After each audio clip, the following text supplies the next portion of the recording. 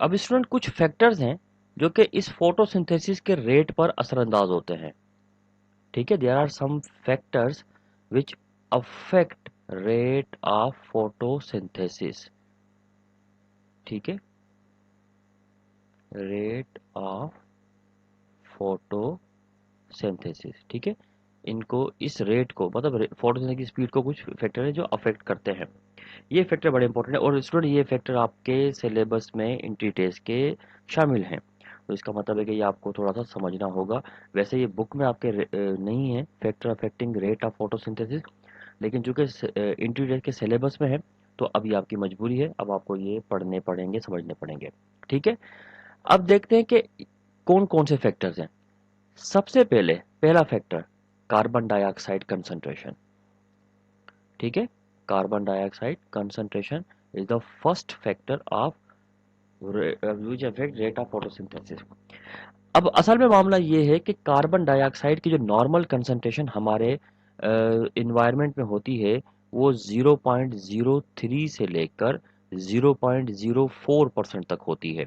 और तमाम के तमाम हेटरोट्रॉफिक जो एनिमल होते हैं या जो भी इवन प्लांट्स भी ये कार्बन डाइऑक्साइड रिलीज करते हैं ड्यूरिंग रेस्पायरेशन।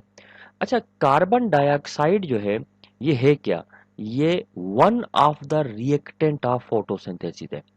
आपको अगर इंट्रोडक्शन में फोटोसिंथेसिस की इक्वेशन याद हो C6H12O6, तो C6 इसका मतलब है कि carbon dioxide sorry CO carbon dioxide के 6 मॉलिक्यूल थे, H2O के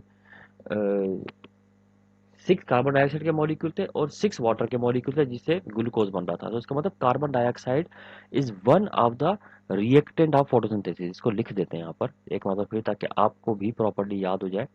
6 कार्बन डाइऑक्साइड 6H2O और रिएक्शन के बाद क्या बनता है C6H12O6 6O2। ये ऑक्सीजन तो रिलीज होकर एनवायरनमेंट में आ जाती है। अब यहाँ पर ये जो 6 मॉलिक्यूल है कार्बन डाइऑक्साइड के, बड़ा ये मॉलिक्यूल होते हैं जो कि आपके लिए रिएक्टेंट के तौर पे काम करते हैं। तो इसका मतलब है जो पहला पहला फैक्टर है कार्बन डाइऑक्साइड वो तो बहुत ही ज़्यादा इंपॉर्टेंट है, क्योंकि इसके बगैर तो प्रोसेस होगा ही नहीं। और कार्बन डाइऑक्साइड जो होती है वो सोर्स ऑफ कार्बन भी है। ये आगे डिटेल करने वाले हम रोल ऑफ कार्बन के अंदर। इसके बाद दूसरा जो फैक्टर है जो अफेक्ट करता है वो फैक्टर है वाटर मॉलिक्यूल। वाटर मॉलिक्यूल की कंसंट्रेशन। अब आप देख सकते हैं कि जहां पर ये कार्बन डाइऑक्साइड मौजूद है तो वाटर का मॉलिक्यूल भी मौजूद है। इसका मतलब है कि वाटर का मॉलिक्यूल भी रिएक्टेंट के तौर पर एक्ट करता है फोटोसिंथेसिस में। और ये जो ऑक्सीजन रिलीज हो रही है, ऑक्सीजन भी वाटर की ही बाय प्रोडक्ट है। By product of water molecule. अब ये वाटर मॉलिक्यूल की बाय प्रोडक्ट कैसे है, किसने कैसे साबित किया था, कौन सा एक्सपेरिमेंट हुआ था, ये सारी चीजें डिटेल से पढ़ेंगे जब हम role of water in photosynthesis discuss करेंगे। इसमें एक हाइपोथेसिस दिया गया है, उस हाइपोथेसिस की बेस पर ही हम सारी चीजों को पढ़ेंगे और डिस्कस करेंगे इस चीज को। तीसरा जो फैक्टर है जो रेट ऑफ फोटोसिंथेसिस पे अफेक्ट करता है वो है intensity of light. Intensity of light, ये तीसरा फैक्टर है। अच्छा स्टूडेंट, जैसा कि आपको पता है ना कि फोटोसिंथेसिस के रिजल्ट में फूड बनता है, फूड केमिकल एनर्जी है, लेकिन किसी भी किस्म की एनर्जी को आप प्रोड्यूस नहीं कर सकते। एनर्जी को एक फॉर्म से दूसरी फॉर्म में कन्वर्ट करते हैं।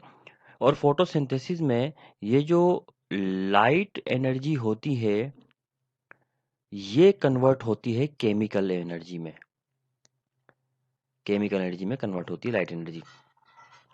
अब मामला ये है कि लाइट एनर्जी जितनी ज्यादा आप सप्लाई करेंगे, यानी यूं कह लें कि मोर light energy it means more chemical energy, less light energy less chemical energy.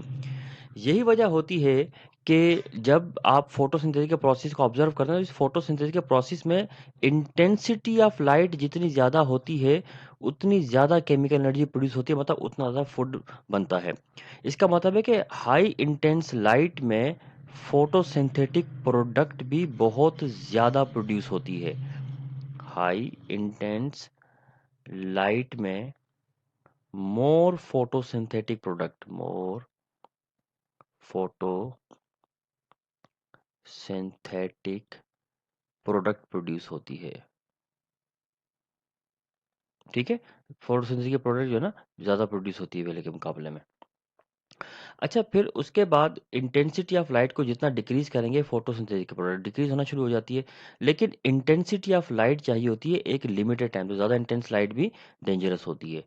उसके बाद चौथा फैक्टर होता है पिगमेंट्स या क्लोरोफिल कह लो, स्पेशली स्पेशली क्लोरोफिल। अब देखिए, पिगमेंट्स जो होते हैं ये भी बहुत ज़्यादा इंपॉर्टेंट होते हैं, एक बड़ा इंपॉर्टेंट फैक्टर है लाइट की इंटें, क्योंकि यही पिगमेंट होते हैं जो लाइट की कैप्चरिंग करते हैं। और हमने पढ़ा था ना कि एनर्जी की सबसे पहले कैप्चरिंग होती है, देन कन्वर्जन होती है। तो लाइट की कैप्चरिंग के लिए पिगमेंट बड़े ज़रूरी हैं। अगर किसी तरीके से पिगमेंट डीनेचर हो जाए, डिस्ट्रॉय हो जाए, जो कि हो भी जाते हैं हाई इंटेंस लाइट की वजह से, तो फिर रेट ऑफ फोटोसिंथेसिस भी रुक जाता है और रेट ऑफ फोटोसिंथेसिस भी कम होना शुरू हो जाता है इसके साथ साथ। तो इसलिए इंटेंसिटी ऑफ लाइट भी बड़ी इंपॉर्टेंट होती है इस पर्पस के लिए।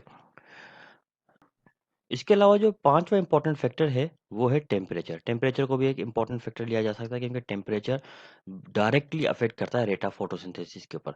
अच्छा, टेम्परेचर जो ऑप्टिमम हो, तो रेट ऑफ फोटोसिंथेसिस का प्रोसेस भी बड़ा फ़ास्ट चलता है।